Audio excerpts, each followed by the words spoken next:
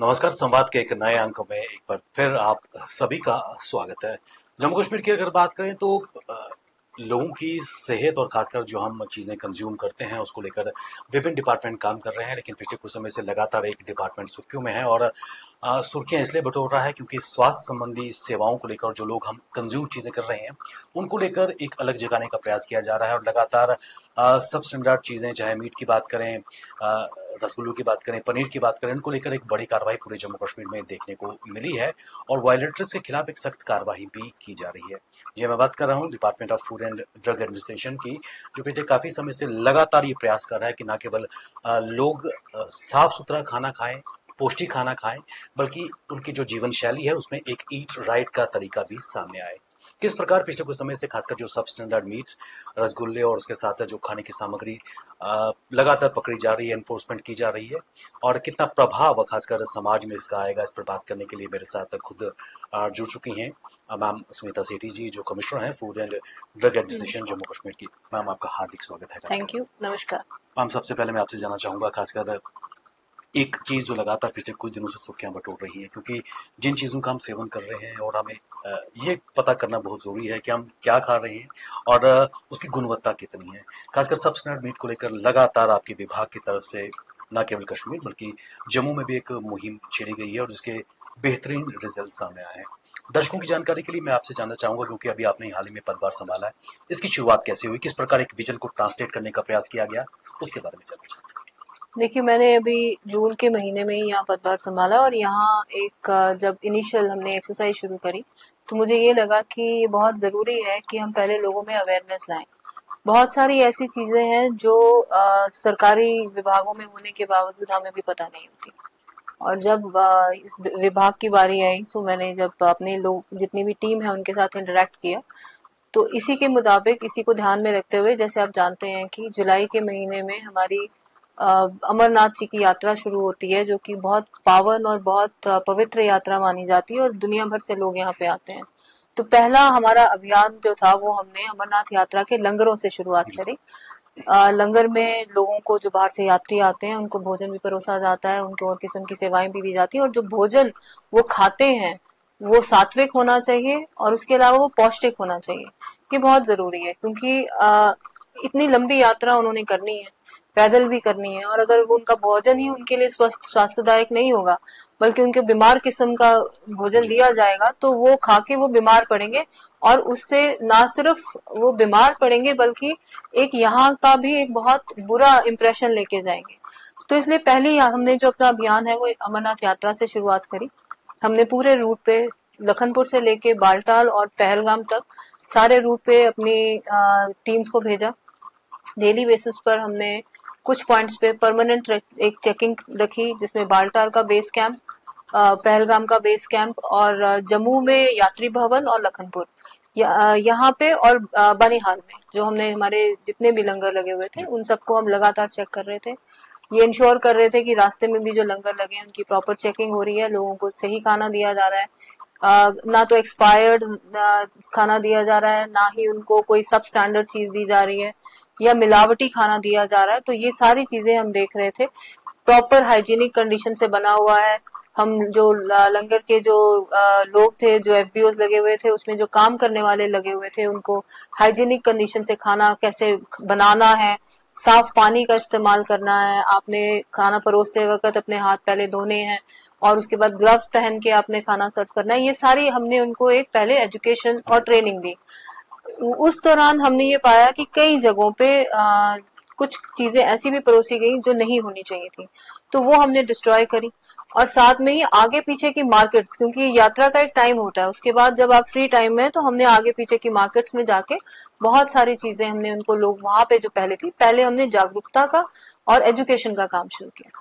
Awareness और education के बाद हमने ये जो अगला स्टेप उठाया वो ये था कि हमें ये खबरें आ रही थी, हमें टोल फ्री नंबर जो हमारा 104 है या ग्रीवांस सेल्स पे ये आ रहा था कि ये सब स्टैंडर्ड चीजें मिल रही हैं या मिलावटी चीजें मिल रही हैं या ये ऐसा सामान बिक रहा है जिसे खा के हम बीमार पड़ रहे हैं। तो उस पे हमने अपना अमरनाथ यात्रा के जब खत्म होने का समय आया तो हमने अपना दूसरा अभियान शुरू किया, जिसमें सबसे पहली सहायता हमारी जो जम्मू में हुई, उसमें पुलिस विभाग का, जी।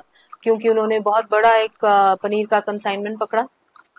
दूसरा उस पे जो हमारा एक्शन हुआ वो हुआ जब हमें एक कॉल आई जिसमें हमें ये कहा गया कि ऐसे ऐसे बिश्नाव में एक जगह पर एक कोल्ड स्टोरेज है जिसमें कुछ सामान रखा जा रहा है जो कुछ सही परिस्थितियों में नहीं है।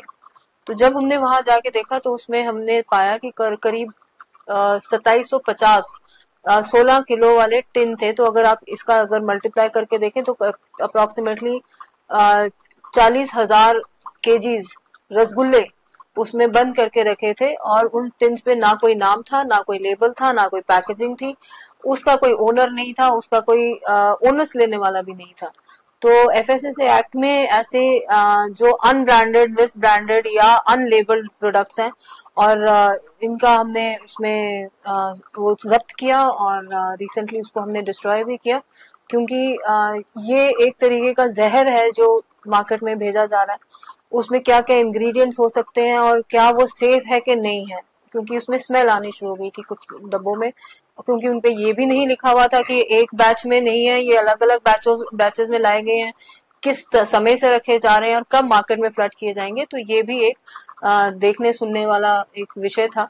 तो उसके हिसाब से हमने ये दूसरी मुहिम शुरू करी। और तीसरा, जैसा कि आप जानते हैं, जो इस वक्त सबसे जी। ज्यादा चर्चा में है वो है मीट का। तो कश्मीर में जकूरा इंडस्ट्रियल एस्टेट में एक एंटरप्राइज थी जहां से कुछ ऐसा सामान लोड किया जा रहा था, जहां पे हमें एक फोन आया कि जो सामान लोड किया जा रहा है उसको आके चेक कीजिए क्योंकि इसमें बहुत स्मेल है। तो जब हमारी टीम वहां पे गई और उन्होंने जाकर उस जगह को छापा मारा तो अंदर 1200 केजी रॉटन और ना सिर्फ रॉटन बल्कि अगेन वही अनब्रांडेड, अनलेबल्ड सामान मिला। तो वो हमने पकड़ा उसको, उसमें हमने उसको इमीडिएट सीज करके उसको डिस्ट्रॉय भी किया ताकि मार्केट में ना जा सके। और जैसे कहते हैं कि कड़ी से कड़ी जुड़ती चली जाती है, उनके रिकॉर्ड से हमें अगला और उसके बाद अगला कंसाइनमेंट कहाँ कहाँ गया है वो पता चला। जैसे जैसे हम आगे बढ़ते गए उसका एक पैनिक रिएक्शन जो इस किस्म का सामान रखने वाले थे उनमें हुआ।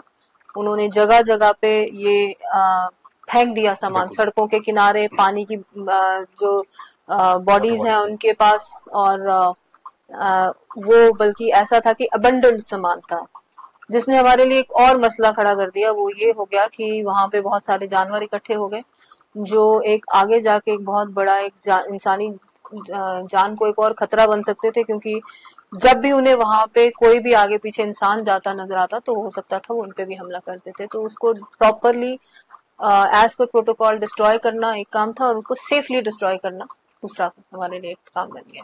तो वो भी हमने उसको डिस्पोज ऑफ उसी तरीके से किया। मैं इसमें कोई दो राय नहीं है कि पिछले कुछ समय से खासकर चाहे अमरनाथ के जो लंगर से शुरुआत हुई और उसके बाद लगातार जो ये माना जा सकता है कि हमारी थाली में इस तरह की जो पदार्थ हैं जहर का काम कर सकते हैं। और कश्मीर की अगर बात करें तो आबादी का बेशतर हिस्सा खासकर मोस्टली दे आर वेजिटेरियन और रेड मीट खाते हैं। और अब ये डिबेट शुरू हो गई है कि क्या इस तरह की जो अनहाइजीनिक या फिर सबस्टैंडर्ड आइटम्स है जो वो कंज्यूम करते आए हैं बीमारियों का कारण भी बन सकते हैं। निश्चित तौर पर बनेंगे अगर वहाँ पर लगातार अगर कोलोन कैंसर की अगर बात करें, बाकी बीमारियां हैं किडनी और बाकी चीज़ों को लेकर, ये डिबेट भी फैलती जा रही है। और उसके साथ साथ एक लोगों में जन चेतना भी आई है, लोग अवेयर हो गए हैं कि वो क्या खा रहे हैं। यहाँ से मैं एक चीज़ आपसे जानना चाहूँगा, जो वायलेटर्स हैं उनके खिलाफ खासकर food safety and standard act के तहत क्या कार्रवाई की जा रही है? देखिए, सबसे पहले तो मैं आपको ये बताना चाहूंगी कि हमारे खाने में कुछ ऐसे सिंथेटिक कलर्स जो जहर का काम करते हैं, वो सिर्फ उसको अट्रैक्टिव बनाने के लिए, कि वो अट्रैक्टिव बन जाए, वो बनाने के लिए वो मिलाए जाते हैं। वो हम चाहे वो वाजमा में सर्व हो रहे जी। हैं, चाहे वो कबाब सर्व हो रहे हैं, चाहे आपके रेडी वालों के पास या बारबेक्यूज के पास या दुकानों पे कहीं पे भी सर्व किए जा रहे हैं। शायद खरीदने वाले को भी इस चीज का अंदाजा नहीं है कि मैं जो खरीद के सर्व कर रहा हूँ उसमें मैं क्या जहर सर्व कर रहा हूँ। तो इसीलिए एक बहुत इंपॉर्टेंट कंपोनेंट है वो है अवेयरनेस का। और रिसेंटली जो एक हमारे ऑनरेबल चीफ मिनिस्टर साहब ने इसी मुद्दे को जी। ध्यान में रखते हुए एक अर्जेंट मीटिंग ली और डायरेक्शंस पास करी। उसमें हमारे health and medical education department के दिग्गज और एक्सपर्ट डॉक्टर्स आए हुए थे। तो उन्होंने एक बहुत अलार्मिंग लेकिन पते की बात कही, वो ये है कि हमारा जो इस किस्म का खाना है ये ना सिर्फ हमारी जो कैंसर या कार्सिनोमिक है, बल्कि ये एक लाइफ कंज्यूमिंग डिजीज की शेप में सारी सोसाइटी को इफेक्ट कर रहा है। चाहे वो हमारे एंगर इश्यूज हैं, चाहे वो हमारे बच्चों के हार्मोनल डिसबैलेंसेस हैं, या वो हमारी किडनी फेलियर के प्रॉब्लम्स हैं, लिवर डिसफंक्शनल प्रॉब्लम्स हैं, डायबिटीज हैं, हाइपरटेंशन है, ये सारे को रिलेटेड इश्यूज हैं। तो कहीं ना कहीं ये खाना हमारे लिए एक धीरे धीरे स्लो पॉइजनिंग कर रहा है। तो वो हमारे को देखना बहुत जरूरी है। एक इम्पोर्टेंट कंपोनेंट आपने बताया, उन्होंने बताया, और उसके लिए उसके मुताबिक हमें ये काफी हद तक हम ये कह सकते हैं कि अगर हम सही चीज नहीं खाएंगे तो ये हमारे लिए काफी हानिकारक हो सकता है। Ma'am, food safety and standard act के तहत क्या कार्रवाई वायलेटर्स पे हो रही है? देखिए, इसमें दो तरीके के ऑफेंसेस होते हैं। एक तो है आपके सिविल ऑफेंसेस, जिसमें सिर्फ पेनाल्टीज हैं। जैसे अगर आपने जो फूड सर्व किया है या जो भी प्रोडक्ट है वो आपके मिस ब्रांडेड है, इंजरी कॉज कर रहा है, लेकिन हर मतलब it is not actually causing any injury, but it is miss branded, unlabelled, उसके लिए सिविल के कॉजेज हैं, अनहाइजीनिकली सर्व। लेकिन कुछ ऑफेंसेस जो हैं वो ऐसे हैं जहां पे अनसेफ खाना है। जैसे ही वो अनसेफ की कैटेगरी में आता है तो उसमें उसके लिए फाइन प्लस इम्प्रिजनमेंट दोनों किस्म के हैं। चाहे वो आपको food being served as unsafe, not causing any injury, causing injury which is not of grievous nature, causing grievous injury, and then finally causing death। ये 5-6 पेनाल्टी उसमें क्लॉजेस में डिफाइंड है, जिसमें आपको फाइन जो है वो 3 लाख से लेके 10 लाख तक है, और इम्प्रिजनमेंट 3 महीने से लेके लाइफ इम्प्रिजनमेंट भी हो सकती है, डिपेंडिंग अपॉन जिस किस्म की भी उसमें उसको नुकसान पहुंचाया गया। मैम, इसमें कोई दो राय नहीं है कि इन इंसिडेंट्स के बाद, जैसे जम्मू में पनीर, उसके बाद कृष्णा में रसगुल्ले, और कश्मीर में इस वक्त सब्सटेंड, और जम्मू में भी इस तरह के मीट मिलने के बाद लोगों में कहीं ना कहीं डर भी है और जागरूकता तो आई ही है। यहाँ से मैं एक चीज़ जानना चाहूँगा कि जब जो वायलेटर्स हैं, जो उनके से ये कंसाइनमेंट बरामद की गई, क्या पता चल पाया कि अल्टीमेटली ये कंसाइनमेंट्स कहाँ से आई हैं, बल्क में किस प्रकार आई हैं, और जो स्टोरेज फैसिलिटीज़ थी क्या उसके साथ कंप्रोमाइज़ किया गया था? देखिए, बात सिंपल सी है कि जैसे मैंने स्टार्टिंग में भी कहा कि बहुत सारी चीजें हैं जो हमें फॉलो करनी चाहिए, लेकिन कुछ गैप्स हैं, कुछ इंफ्रास्ट्रक्चरल गैप्स हैं, कुछ इंफॉर्मेशन गैप्स हैं। अब जैसे फ्रोजन मीट की बात करते हैं, तो फ्रोजन मीट जो है इसको फ्रीज करके रखने के लिए एक डिफाइंड टाइम टेम्परेचर है, और उसको कितनी देर तक रखा जा सकता है वो भी है। तो इसमें -18 डिग्री सेंटीग्रेड के ऊपर उसको रखना चाहिए एज पर दी गाइडलाइंस, और वो 10 से 12 महीने तक रखा जा सकता है। लेकिन जो सामान आया वो जहां से उसको, क्योंकि J&K में फ्रोजन इंडस्ट्री नहीं है, ये बाहर से इंपोर्ट किया जाता है, और J&K सबसे ज्यादा one of the largest consuming of non vegetarian है। तो जो बाहर से हमारा अपना डेफिसिट हम पूरा करने के लिए इंपोर्ट करते हैं, फ्रोजन मीट लाते हैं यहाँ पे, उसमें ये एक इम्पोर्टेंट कंपोनेंट जो आता है कि हमारी कोल्ड चेन होनी चाहिए, जो कि हमें नहीं मिलती, देखने को नहीं मिलती है, क्योंकि यहाँ पे प्रॉपर रेफ्रिजरेटेड टेम्परेचर्स में नहीं लाया जाता है। लाके फिर उसको आगे जहाँ, क्योंकि प्रॉपर कोल्ड स्टोरेज नहीं है, तो वहां जहाँ डंप किया जाता है वहां टेम्परेचर मेंटेनेंस नहीं है। फिर उसके बाद जो उसका बैकअप चाहिए, क्योंकि पावर कट से एक इम्पोर्टेंट मसला बन जाता है, तो उसके लिए उसके पास प्रॉपर उसका बैकअप होना चाहिए ताकि उस टेम्परेचर को मेंटेन किया जाए। ये चीजें यहाँ नहीं है, इसी का फायदा उठा के ये इस तरीके से किया जाता है।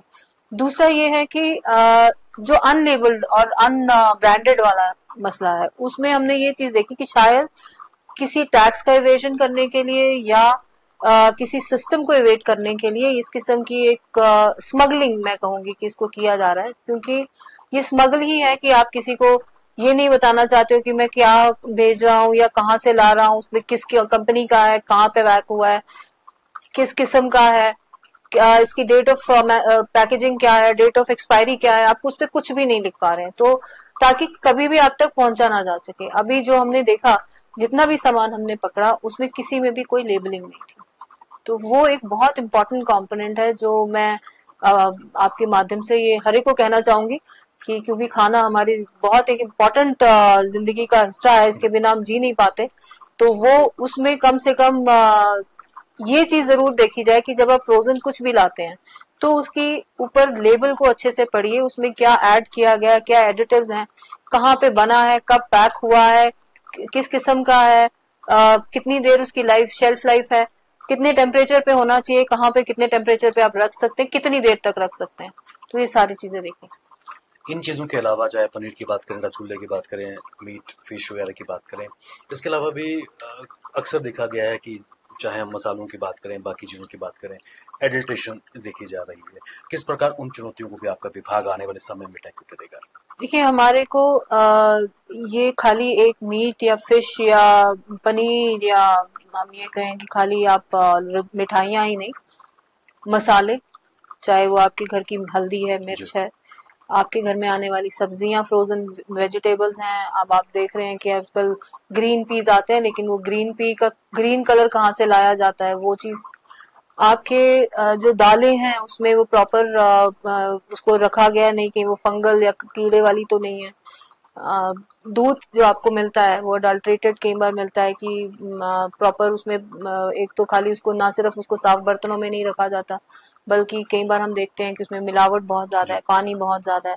तो ये सारी चीजें जो हैं ये हमारे विभाग को देखना हमारा फर्ज है, और इसको हम देखते रहे हैं, देख रहे हैं, आगे भी देखते रहेंगे। इस संदर्भ में लगातार काफी समय से ईट राइट कैंपेन इनिशिएटिव भी विभाग की तरफ से लिया गया, उसके बारे में जाना।